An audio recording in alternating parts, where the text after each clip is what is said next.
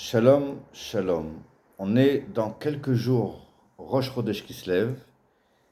Et Rosh Chodesh Kislev, c'est une date très très importante, puisque le Rabbi, après plus d'un mois de maladie et de convalescence, retourne au 770 et retrouve les Chassidim.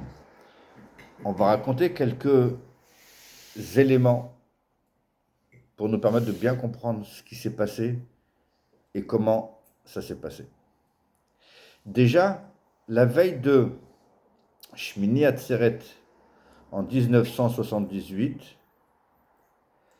le rabbi était déjà un petit peu fatigué et la rabbinite Chaya Mushka a appelé le secrétariat du rabbi, le Rav Groner, pour lui demander, premièrement, avec quel Sefer Torah le rabbi va faire les Hakafot, parce qu'elle s'inquiétait que le rabbi porte un Sefer Torah qui est trop lourd et que ça va le fatiguer encore plus.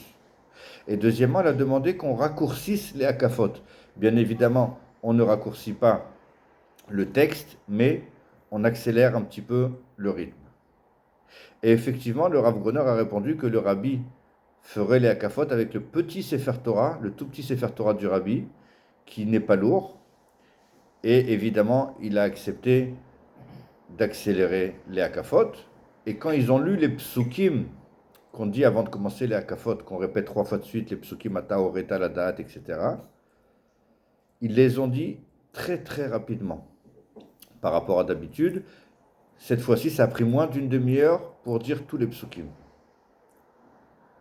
Et ils ont commencé les Hakafot, et le rabbi qui dansait, et le rabbi qui encourageait, et les chassidim qui se laissaient emporter par cette ambiance extraordinaire et exceptionnelle. Et au moment de la troisième Hakafa, on sait qu'il y a 7 Hakafot, au moment de la troisième Hakafa, on a vu le visage du rabbi qui était blanc comme un linge.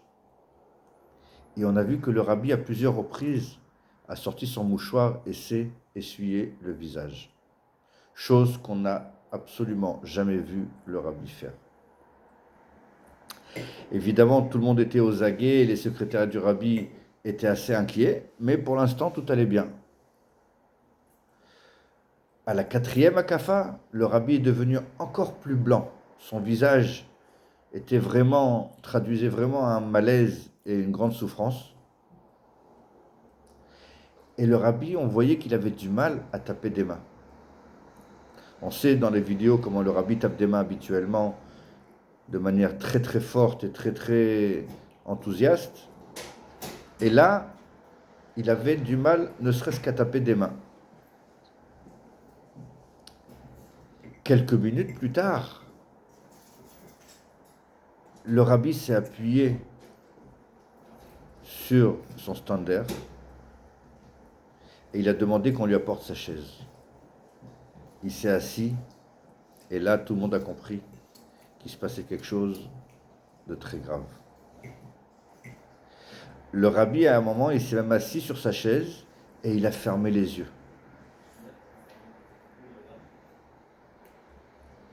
À ce moment-là, c'était l'hystérie dans le 770. Rav Groner a crié, le rabbi a besoin d'air, le rabbi a besoin d'air, faites de l'air pour le rabbi. Et en moins de 3 minutes, les milliers de personnes qui étaient présentes dans le 770 ont évacué le 770 par les portes et même par les fenêtres. Au bout de quelques minutes, alors qu'on voulait amener le rabbi dans sa chambre,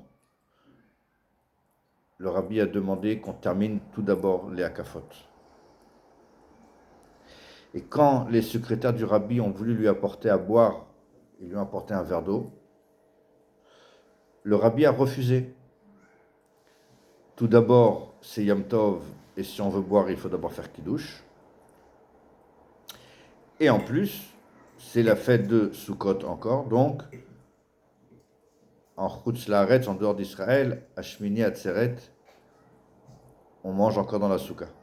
Donc le rabbi a dit qu'il n'accepterait pas, et n'ayant pas d'autre choix, le rabbi, avec les secrétaires, avec la rabbinite, se sont rendus dans la Souka. On a apporté du jus de raisin pour que le rabbi fasse Kiddush, Et encore une fois, le rabbi a refusé. Le rabbi a répondu, on fait kiddush sur du vin et pas sur du jus de raisin. On a apporté du vin au rabbi, il a fait kiddush et il a mangé un petit peu, un petit morceau de challah, un kazaït de challah, un petit peu de viande et un petit peu de gâteau parce qu'il manquait de sucre.